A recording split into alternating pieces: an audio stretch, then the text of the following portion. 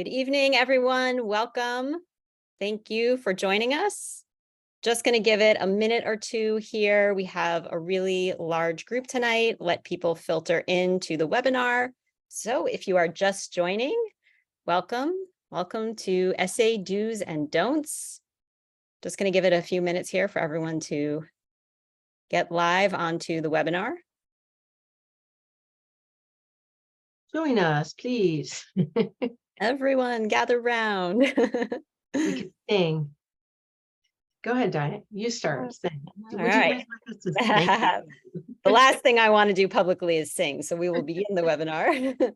All right. Well, everyone, seriously, welcome. Thank you so much for joining Apple Ruth tonight and our special guest, Kim Lifton, founder and president of the WOW Writing Workshop for College Essay Do's and Don'ts, which we know is a hot topic and one that you all want to hear about. So before we dive into talking about Kim and the webinar, I just wanted to again welcome you. Thank you for joining Apple Ruth Education. We are the hosts of tonight's webinar. And just a little bit about us. At our core, what we are all about, the thing that keeps folks like me working for Apple Ruth for almost a decade and many others who have worked here even longer, is we are driven by changing students' lives. And we believe that when a good tutor works with a student, they can change their self-beliefs, how they see themselves, and that in turn can change a student's life. On a more practical level, the way that we actually do that for kids is by building their skills. And we do that in 3 areas. One is academic tutoring, elementary all the way through college, all subjects you can think of. We do test prep, SAT and ACT and PSAT, as well as tests for private school admissions and the GRE. And we do executive function coaching. So without further ado, we will dive in, and I will just briefly introduce Kim, our speaker tonight. Kim is a frequent speaker with Apple Ruth. She is the founder and president of the WOW Writing Workshop, as I mentioned. And over the years, I've had a chance to see Kim's approach. And one thing that really stands out about WOW Writing Workshop and what Kim is going to share with you tonight is the way in which they bring so much consistency and calm and process in a good way to a process that can be very fraught for students and their parents. As we all know, college admissions has gone through so many changes in the last few years. For those of us who've been in this space a long time, we know that those changes are always happening, but we also recognize that there has been even more change in the last few years than anyone might have expected. And someone like Kim and her team, who've been doing essays since 2009, year in and year out, they are able to help families navigate through that, and they really understand what's needed. And so it's so helpful to hear from the experts, and that's what we're here to do tonight. So Kim, I'm going to turn it over to you. Well, thank you, Diana. That was such a beautiful introduction. I'm touched. Welcome. Thank you all for being here tonight. I would imagine many of you are here tonight because you've got high school seniors, juniors, rising seniors applying to college this fall. And today just happens to be August 1st and the Common App opened. So I hope to bring you some calm regarding that as well.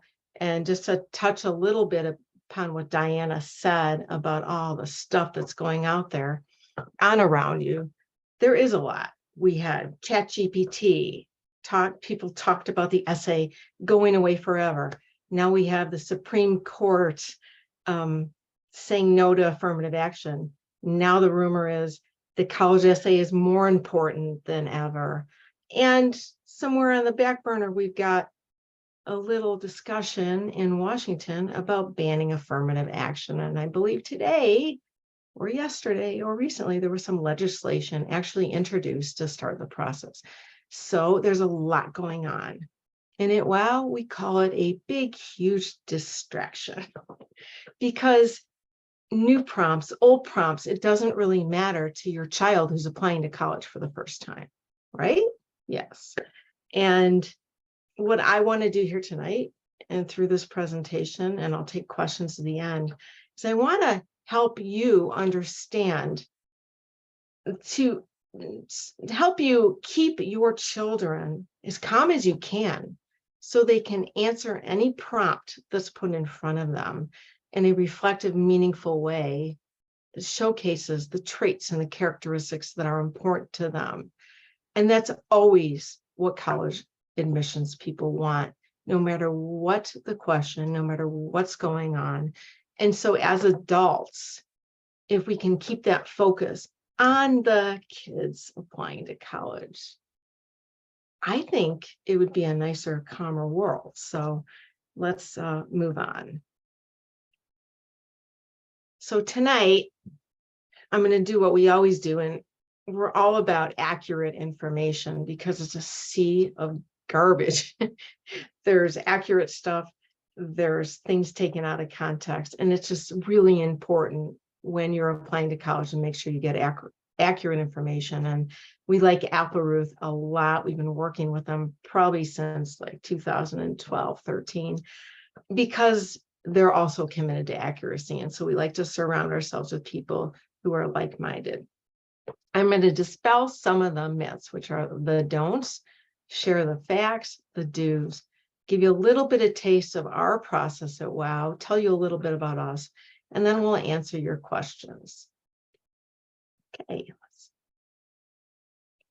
So what's a college essay anyway?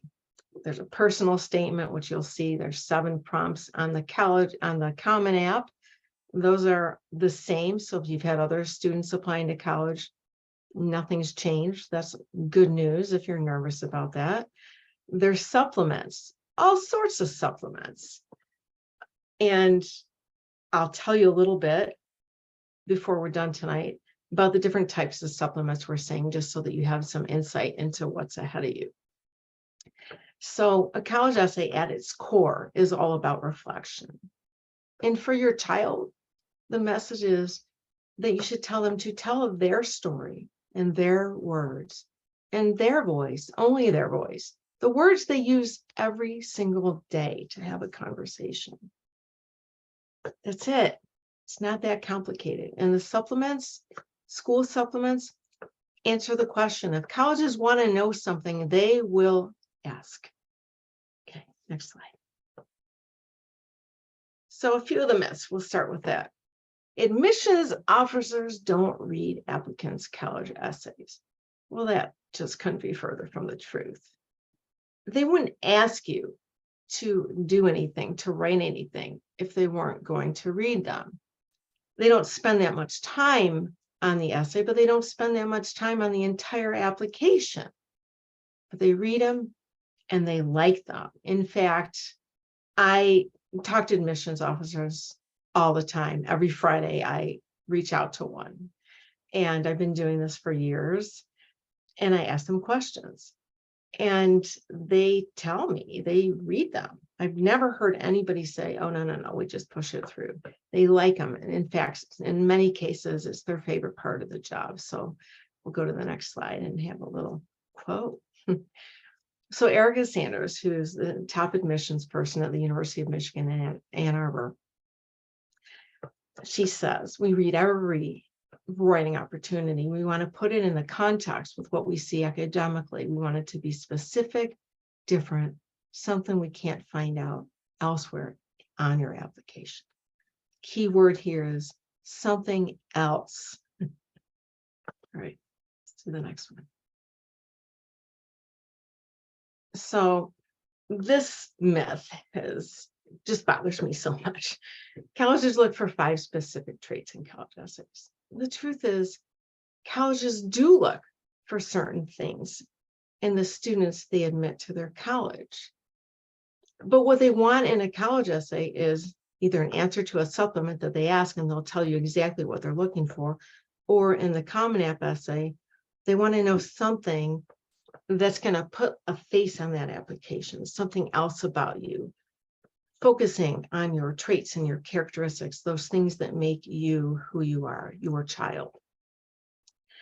And there have been some studies, some groups who talk about character and collaboration and things that students should have and things that colleges should look for. And so throughout on the internet, there have been like these traits mentioned. Sometimes there's 3, sometimes there's 5, sometimes there's 8. And the truth is, there's only one trait that colleges want in a college essay, and that's the trait that your child wants to share with them. Are they resourceful? Are they hardworking? Are they collaborative? Are they funny? It doesn't matter. They just want to know something that your child wants to tell them. Okay, next slide, please. So Sean Felton, our buddy from Cornell, Apple Ruth loves Sean. Wow, loves Sean. You will love Sean too. And he's very approachable. You can call him yourself. So he always says, I don't have something specific in mind when I review essays. I don't know what I want to read, but I do want you to reflect to the best of your ability and your answer to any prompt so I can get you to know you a little bit better as I review your application. He doesn't even, he also talks about being unique and that he doesn't want you to try to be unique because at most your children, they do the same kinds of activities. They go to the same kinds of schools, take the same AP classes, take the same tests. And 16-year-olds and 17-year-olds, they're more alike than they are different. By unique, they're talking about your unique voice. That's it. So be careful what you believe out there. All right. Next slide, please. The essay must be perfect. Absolutely not. My favorite essays are the ones that are perfectly imperfect. I just reviewed, it's a final draft of a student essay, and it's a beautiful story. He's not a really strong writer. He's a math and science kid. Sentences are perfect. The story flows. He uses words that he uses every day. To me, that's perfectly imperfect. It answers the prompt. It's effective. It shows such growth. He picked prompt 5, which is talk about some experience or event that triggered growth. I don't think trigger is the right word, but it's prompt 5 on the Common App, and it's about something that happened that helped you grow as an individual. And it's just, I think it's perfect, but trust me, it's not. It's not written to be published, none of that. But people often think that it has to be perfect, or students have to use big words. And I see semicolons misused. I see big words that shouldn't be there and don't make any sense because students are trying so hard to sound smart, and they don't have to do all that. So now let's check out the quote that goes with this. So Christoph Guttentag, who has been around forever, like 3 decades, he's a top guru there at Duke. And he says, you're a high school senior and you should sound like one, not your mom, not your dad, not your English teacher, and certainly not one of the most revered writers of all time. I wish I saw more of a thoughtful voice of a 17-year-old. That's what they all want. Okay. Impressive topics stand out.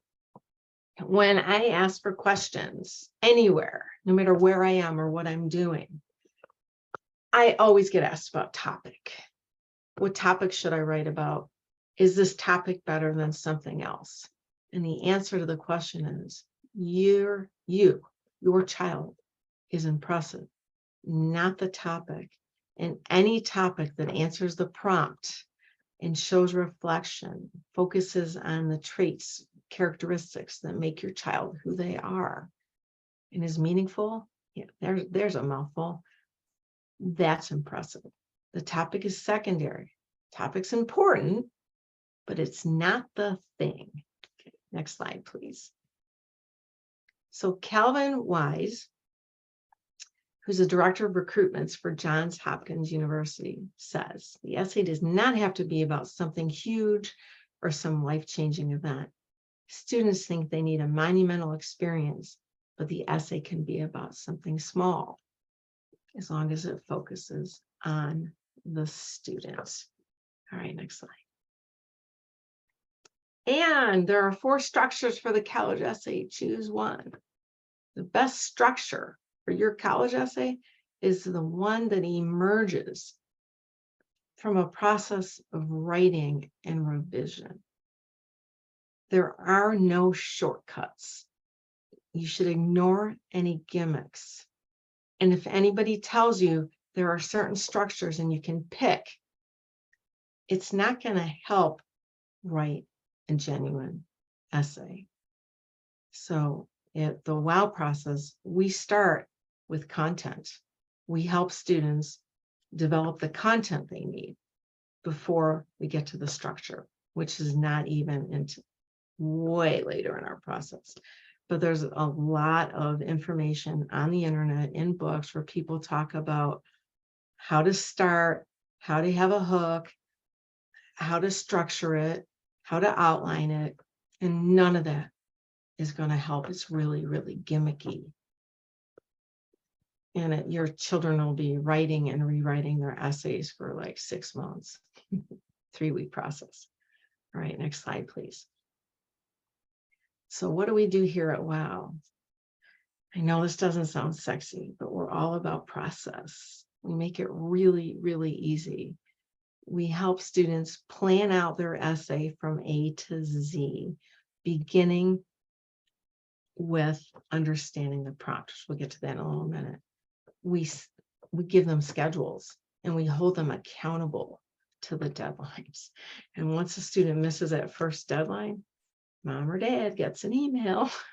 So we really hold them to, we try to hold them accountable, and accountability is really, really big. Otherwise, they'll just write and rewrite till the end of time. So we're process driven. We have schedules and plans, and we work with families and the students just to make sure that everything works out. Next slide. So here's the question of the year. Do essays really matter? Well, when ChatGPT came out, people may say no, and that wasn't even true. And now Supreme Court, apparently they're more important. It's too early. We don't know. But we do know, and today I actually talked to an admissions person, a senior admissions director from Big Ten College. And he said it's grades and oftentimes then the essays, because there aren't test scores at every school. So what they want are grades, and that includes rigor of curriculum. They need data. So if there's no test scores, they need information that will help them decide whether or not you will or will not survive at their school. Diana, do you want to tell them a little bit? You do academic tutoring, so this is something you might want to chime in on. And what's Yeah, I mean, only to say, I guess, with regard to, the test score piece, our advice is always to, and most students on this webinar are likely rising incoming seniors and have completed the testing process. But if you do have younger children, our advice is always to at least take some practice tests and see where you might stand, because as we like to say, it's not really test optional. It's optional as to whether or not you submit your scores. And so, learn where you might score and submit them where they could be an asset, and perhaps not submit them where they may not be an asset. But it does mean that grades, if there's less standardization across the test scores, it does mean that grades are going to be looked at with more scrutiny, and certainly grades and rigor. And that's a place where we do really advise.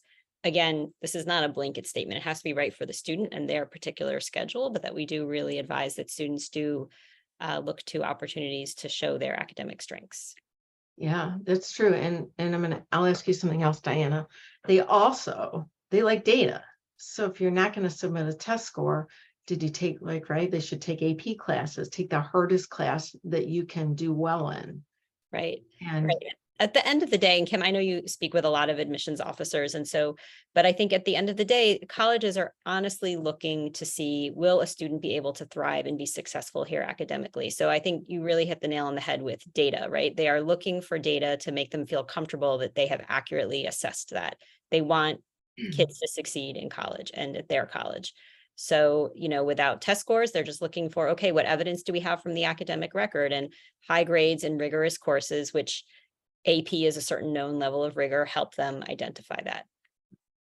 And the essays, they're important, and apparently they're growing more important, but they've always been important. They're getting a lot more attention now. And it's an opportunity.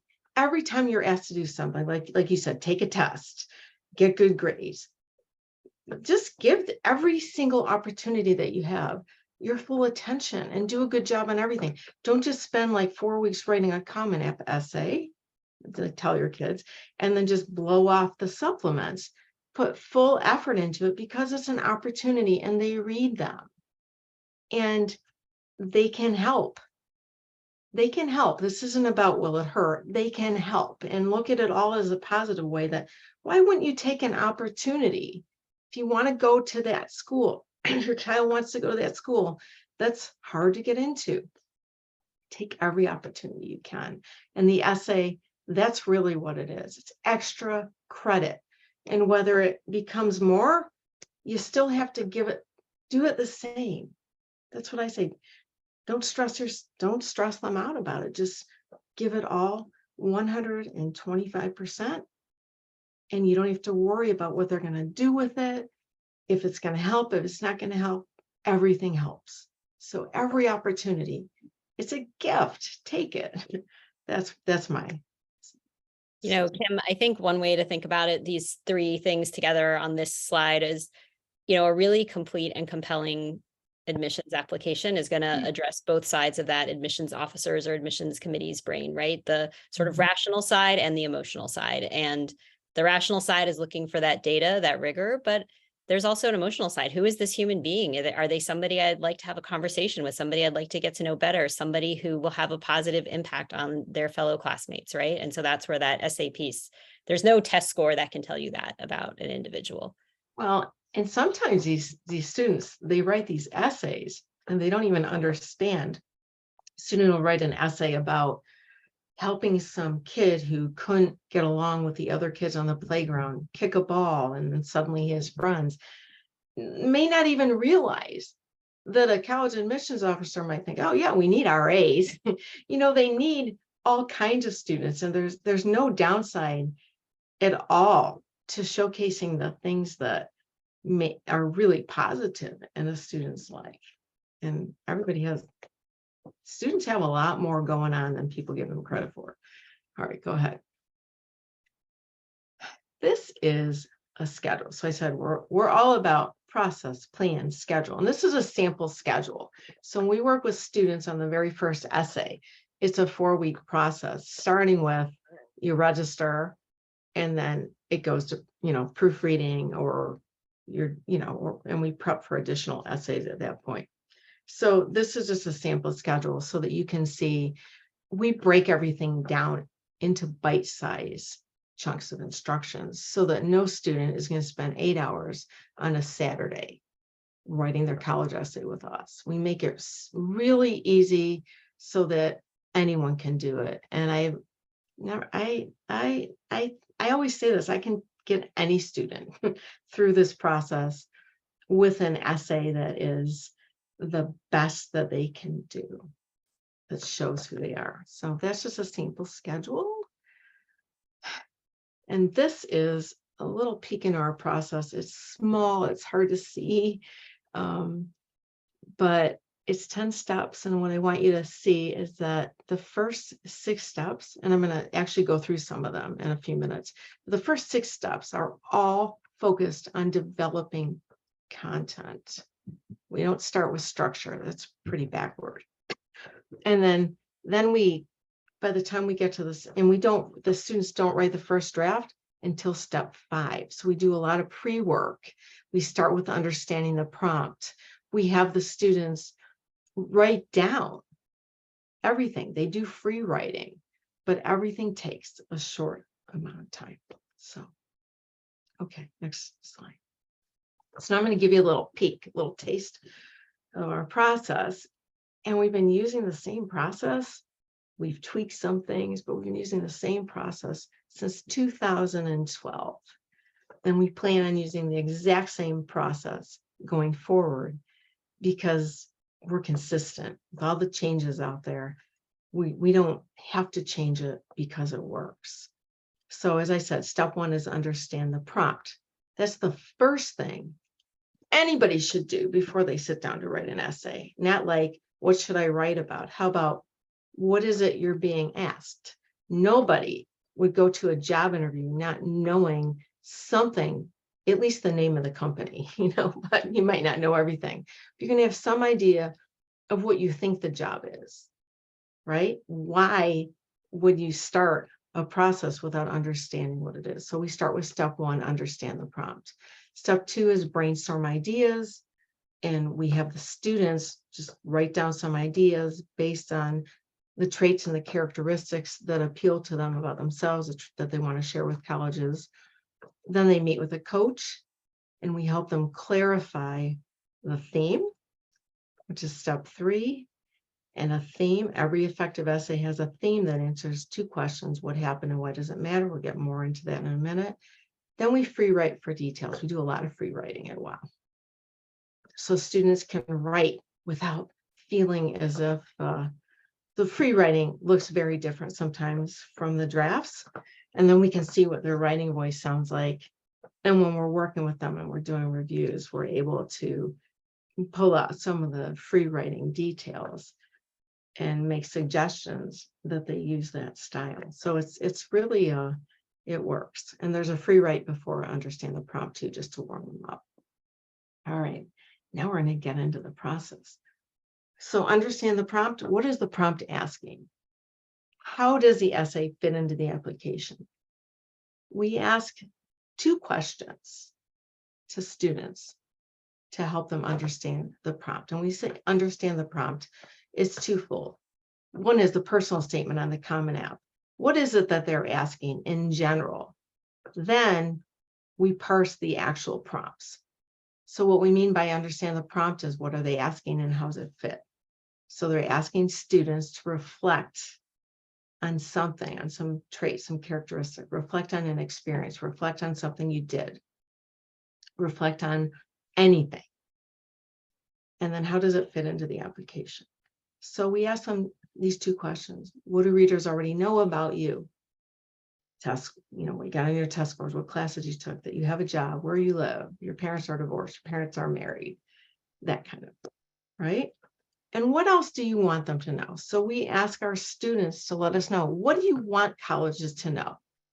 And admissions officers, that's what they want. They want to know what you want them to know.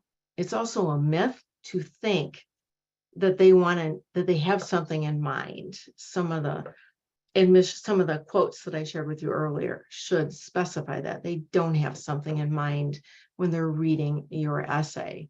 They want you to tell them something that's meaningful to you, about you, and that answers the prompt. So it's the student's job to write down in our process, what do I want them to know? And that's a way you can help your students, your children. You can ask them this, like, what do you think the prompt is asking? What do readers know about you? What else do you want them to know? It's a really good start. So that's a way to start. Okay, next. So we break apart the prompts for students, and we also ask a lot of questions. So Common App prompt 1, still the same. Some students have a background, identity, interest, or talent that is so meaningful they believe their application would be incomplete without it. If this sounds like you, then please share your story. So if you're looking at this prompt with your child, you want to ask them, I wouldn't tell them, but ask them, what are the keywords? You can see the keywords are meaningful and you. So they're looking for background, identity, interest, or talent that's meaningful. And it's about you. Share your story. So what do colleges want? They want you to tell them about either a background, identity, interest, or talent that's meaningful and focus on you, showcasing the traits and the characteristics that are important to your child. So you can also help your children do this. I'm also going to give everybody a link, and I think we put a QR code in here so you can do it. You can download a book, and all the Common App prompts, we've parsed them all. So they're all in the book, and you can use it to help your children. There's a chapter just for you. So you should read that. All right, let's move to the next slide. So in step 2, we brainstorm ideas. And we ask our students, what could you write about to answer your prompt? And you can do this with your children too. So we have them write down several ideas. We ask them to be specific, a focus story, and then list details for each idea. So an example would be a student wrote an essay that was anchored around a story in which this young girl was teaching a kid, Ellie, who was like, I don't know, 3 or 4, how to swim during a job as a lifeguard at a pool for the summer. And the girl just Ellie wouldn't put her face in the water. Diana's probably heard this story. So she just wouldn't do it and wouldn't do it. And all summer, the student was trying to get Ellie to put her face in the water, and she had just like almost given up. And then on the last day, Ellie put her face in the water. And it was the first time the student we were working with felt like she could be a teacher, felt like she had some greater purpose. And it was this gorgeous story that showed how patient she was. Mostly it was about patience and how she had learned something new about herself. Anyway, next slide. So theme is a little more complicated. It's a term that we didn't make up the word theme, but we needed a word to describe what a traditional statement is built around. And the word thesis didn't work. It was already taken, and it was focused on a 5-paragraph essay. So we came up a long time ago, like in 2010, this word theme to describe this. So we say every essay has a theme, and a theme answers these 2 questions. What happened? What will you write about in your essay? What's the experience? What did you do? Right? It's all about the what. And then why does it matter? What does the story say about you? What are those traits and characteristics that you're trying to reveal? Okay, next. And then in step 4, it's another free write. And we have students focus on what happened. And those are the first 4 steps of our process. And now we'll get to our college essay do's and don'ts, because that is why you're here, right? So don't freak out. College essay do's. So this is really important. And you can help your children with this. Make sure they follow instructions, answer the prompt, write about themselves, be reflective, share something new that can't be found elsewhere in the application. Make sure it's genuine. That's really, really important. There's so much, all this stuff that's going on in this world around us. I call it the outside noise. It can really trigger something inside of students and make them think that they have to write about, let's say, overcoming some huge obstacle. And if it's not a genuine story, it won't work. So you can't make it up. You can't manufacture things. Help them highlight positive traits. There aren't a lot of huge mistakes that you can make in the college essay, but being negative is one. Students should write the essay themselves, and they shouldn't use a thesaurus or any of that stuff. Well, we'll get to the don'ts later, but they need to use their voice, that powerful voice. That's what makes them unique. It's that voice and the words they choose. That's it. No 2 people are going to write a story that sounds the same, even if they're at the same place and they're reflecting on it. Everybody looks at something from a different point of view. The don'ts: don't focus on someone else. The student, your child, is the star of their own essay, nobody else. You don't need to quote Hemingway or Tom Sawyer. I've seen everything. The only person to quote in a college essay is oneself. Don't focus on accomplishments or experiences. Don't be negative. Nobody wants to read anything negative, right? Don't write what you think colleges want, because they don't know what they want. They want to read something about your child that's going to make them not necessarily like them, but make them want to know more, make them want to have a conversation, make them like them for their university. Don't plagiarize. Don't use ChatGPT for the college essay. Don't encourage your children to use it. It won't be genuine. Okay. Don't imitate sample essays. Same message, not genuine. It won't sound right. And tell them not to believe everything they read. Certainly don't rely on spell check. I don't even like spell check. I mean, I know people use it. It makes mistakes.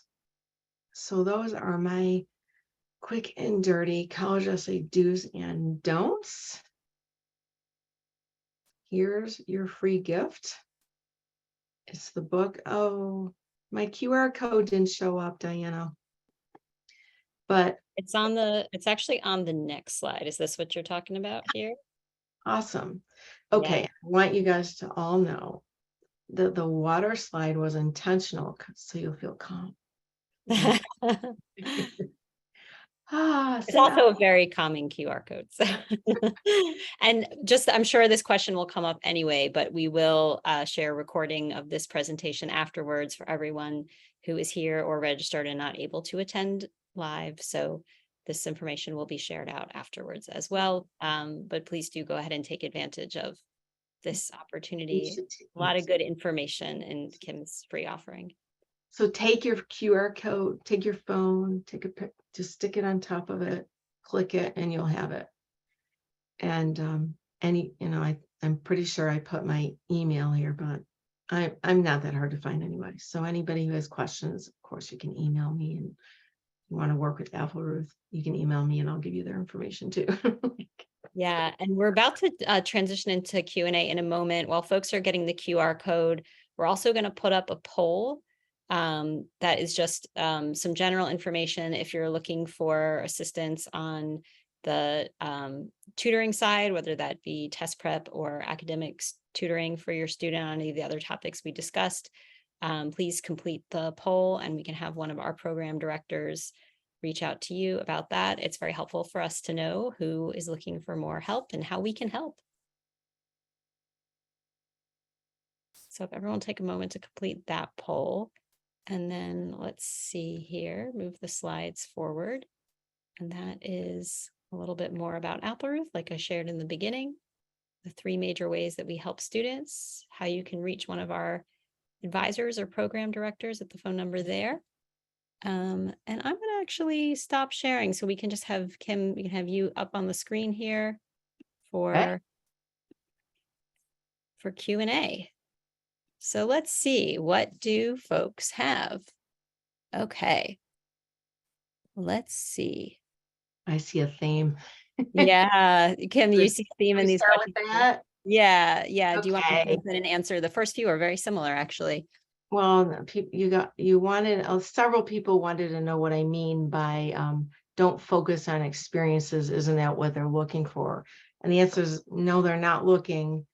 They don't want to know about your experiences. They want to know about your child. And when I say don't focus on the experience, focus on the trait, the characteristic that would enable your child to have that experience, to shine. So if your child is like some star swimmer, I would never tell you that the topic can't happen someplace in swimming because your child has spent a ton of time swimming. But the story has to be something meaningful that happened either on the bench, standing, out after swim team practice with a friend, making friends. I mean, it's got to be very specific, focused on those traits and characteristics. So if your child is really good at robotics, what makes your child good at robotics? What are those traits and the characteristics? So that the story is focused on your child and the traits, because the topic is not as important as the trait as your child. And that's all I meant by that. So sorry if it was confusing. Kim, I see a question here about brainstorming and what to do if you get stuck while brainstorming. Maybe you could share some strategies or techniques that you use with your students. If you got stuck,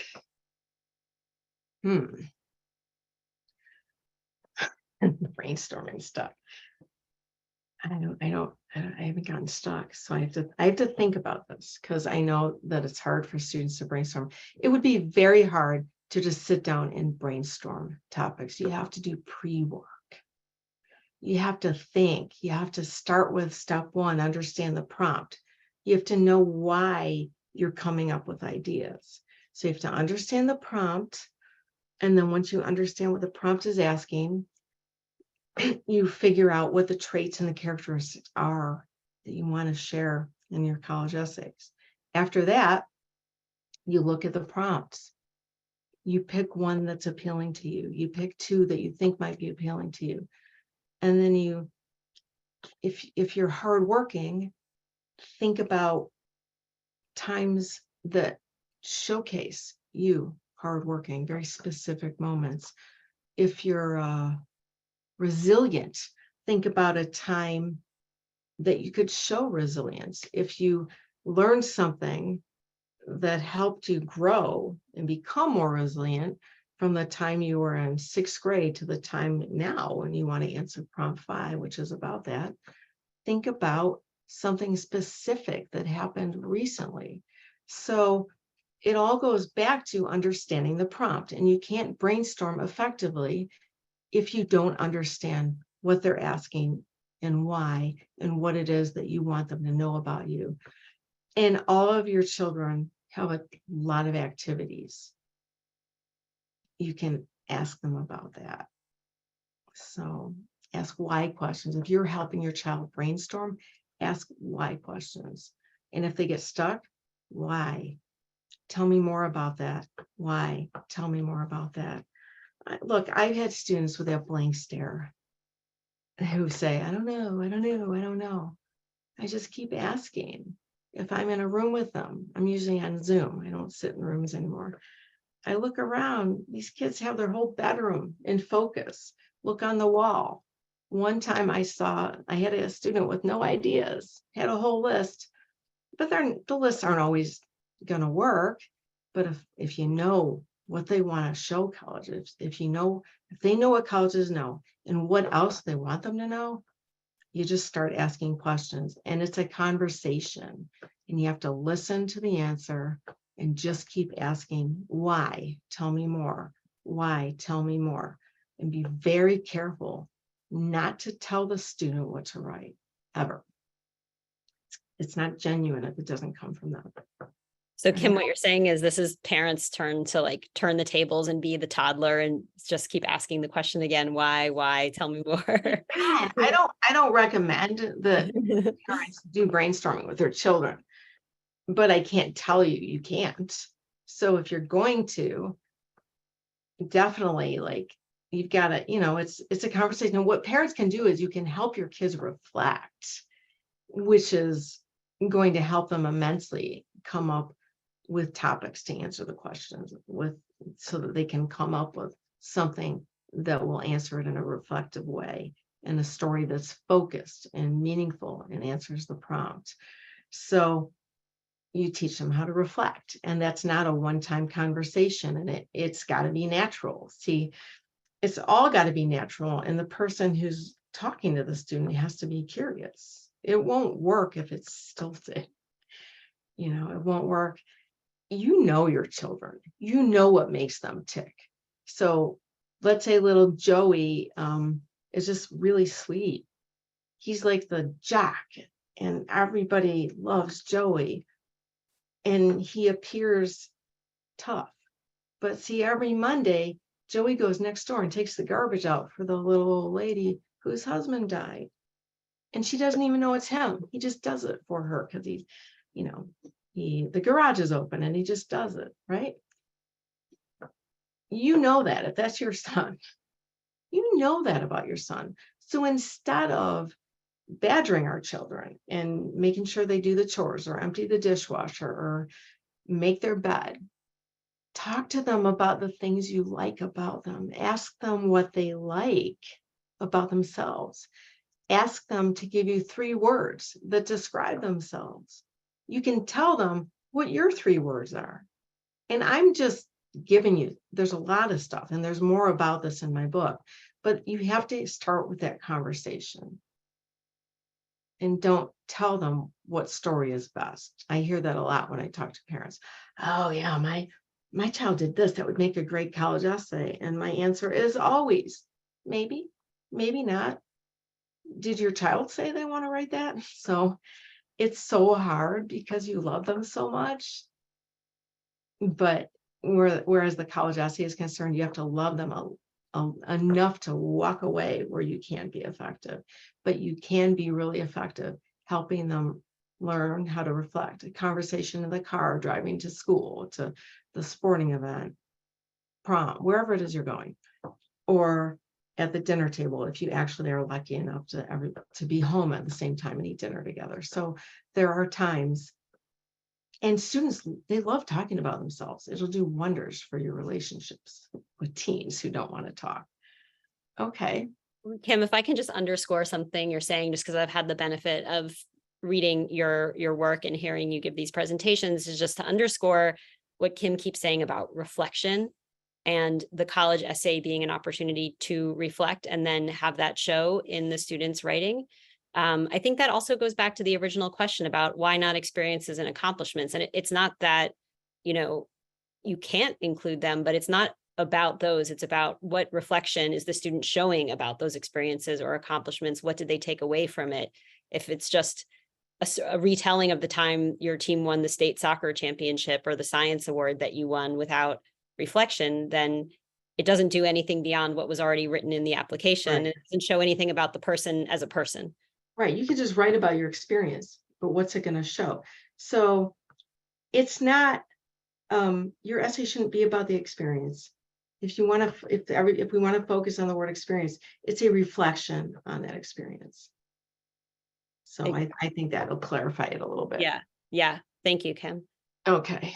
What else do we have here? We have a question here about just explaining a little bit more when you say sharing something new. Does that mean something that's new to students, something new that they learned from the experience, or something that's new to the admissions committee? Help us with that. Something that they can't possibly know from the rest of your application. So if you write a short essay, somewhere, if you write about one thing in your Common App, you don't want to repeat that in a supplement. That's what I mean. So everything that you share, and every time you're asked to write a college essay of any type, you don't want to repeat what you did in another one. That's what I meant by new. And it would be something that they don't know about you. So look at the application as a whole. Like, what do they know? So if you have a letter of recommendation from a teacher who goes into detail about some trait that made you do this, this, and this in school, you're not going to want to write that same thing in your college essay, which you wouldn't anyway. So that's probably not the, but it's just new means something else from everything else on your application. That is it. This is the literal crowd. It's Kim, good. It's all good. Question here about word count and what are the word count sort of limitations, and how do you get this done with a word count limitation? How do you help kids show themselves in, just a couple hundred words? I mean, you follow the process and you cut what's not essential to the story. So you get 650 words in your personal statement. I have never, ever had a student who couldn't write a really good personal statement in 650 words. And I would make it shorter. I would say 500. And it's not, we start the first draft, we tell the students to write a lot. Just write a lot, write a lot. Then we do free writes outside of the essays.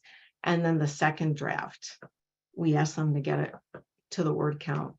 And maybe there's a handful of kids who have 200 extra words. And then I give them my little Kim's 5 tips for trimming your essay. And I send it back. they do it. These students know how to do it. That is one thing I don't think you need to worry about, mom and dad. So, and we have tips for cutting, but it's a process. You write a lot, and they write a lot of stuff that doesn't need to be there. They write a lot of redundant sentences. They write a lot of passive sentences. And, you know, I've never seen an essay that was ruined by cutting it. So. Kim, there's a Okay. question here about whether you can write the essay as if you're telling a story. Yeah, it is a story. Very good. It's a story about you. What about Yeah. talking about leadership and what makes you a leader? Is that a potentially strong essay topic? I don't want to talk about what's strong and what's not strong, because the topic, really, an effective topic, answers the prompt, shows something meaningful, and focuses on and showcases traits and characteristics. An ineffective essay does not do any of that. So, wanting to write about leadership, I would say, what are the traits that make you a leader? Focus on that. And then if there's a prompt that you could answer and there's a story that fits into it, okay. I don't care what topic somebody writes about, but if colleges want to know about your leadership, they will ask a supplemental question. The University of California has it on their application. They'll just ask a question that would help you do that. If that's the most important thing to you, I would never tell you not to do it. I would never tell your child not to do it. I just want them to be happy. I want them to find a topic that they like. And as long as it answers the prompt, reflective and meaningful, good to go. Like, it's not my job to decide whether that topic is good or bad. I just help them decide whether it will work, whether they can write it, whether they have enough information for it. So you want it to be specific. Kim, I'm paraphrasing this next question a bit, but what I think the parent is asking here is, is there anything different that you would advise if a student is writing essays applying to perhaps some of the most competitive sort of top schools, maybe the Ivies, the Stanfords of the world? Are they looking for something different than all of what you've explained here? A very good question, and they are not. They are not looking for anything different. Sean, the guy we quoted, he's Ivy. I'm not looking for something specific. I just want to know who you are. Sometimes people believe that. There was a time when I believed it. And then I was doing, way back in the beginning, when it was back in 2011, and I was on a panel in New York for a state conference. And I had an admissions director from Columbia in Barnard on this panel. And I asked them how it's different for the Ivies, because I was new at this, right? And they said it wasn't, that they weren't looking for anything different. So that's the answer to that. And mostly, the harder a school is to get into, the more important those essays are going to be.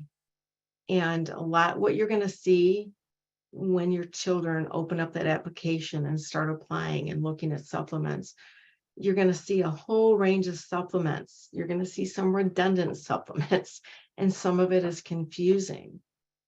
And, all I can tell you is we know how to answer them, but it's because of what's going on in the world around us. So we're seeing more prompts, short answer prompts about why do you want to go to this college? In fact, my favorite one is from Tufts, because a lot of times they'll ask these really long questions and you have to look at it and you're like, what? Tufts is asking, I want to go to Tufts because ... 150 words. Yay, love it. So there's more prompts like that this year, shorter. There's a lot of prompts about community. And the University of Michigan has had a community prompt for the past 20 years. There are opportunities in a lot of these prompts to talk about identity, to talk about race, to talk about things if students want to do it, they can. They shouldn't make it up. And there shouldn't be any pressure on any of your children to write about things that make them uncomfortable. So we always say the essay space, it's a place to reflect and not a place to report. And it's never going to be a place to report. So, you know, if you have trouble parsing a prompt, like, we can help with that. But when I say redundant, there might be two questions that look the same. They'll be optional. Pick one. I mean, one isn't better than the other. And, you know, but that's it. But they're just questions, and your children just need to look at them, figure out what they mean. And again, ask themselves, if I answer this optional question, what do I want them to know about me?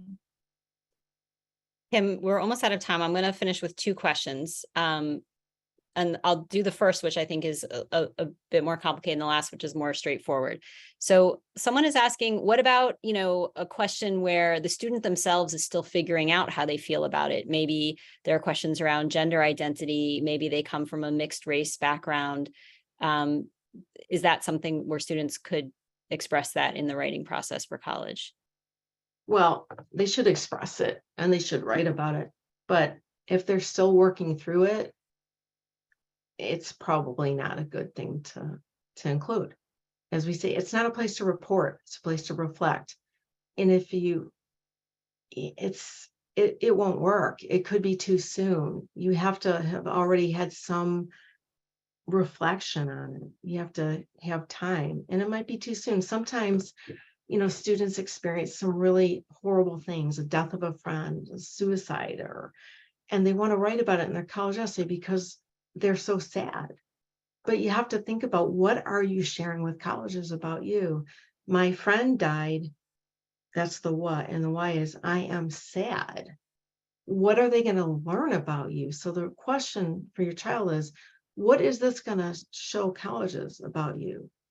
So if it's like, I'm mixed race, well, I mean, that's a whole different topic, because you might want to stick that in there. I don't know where.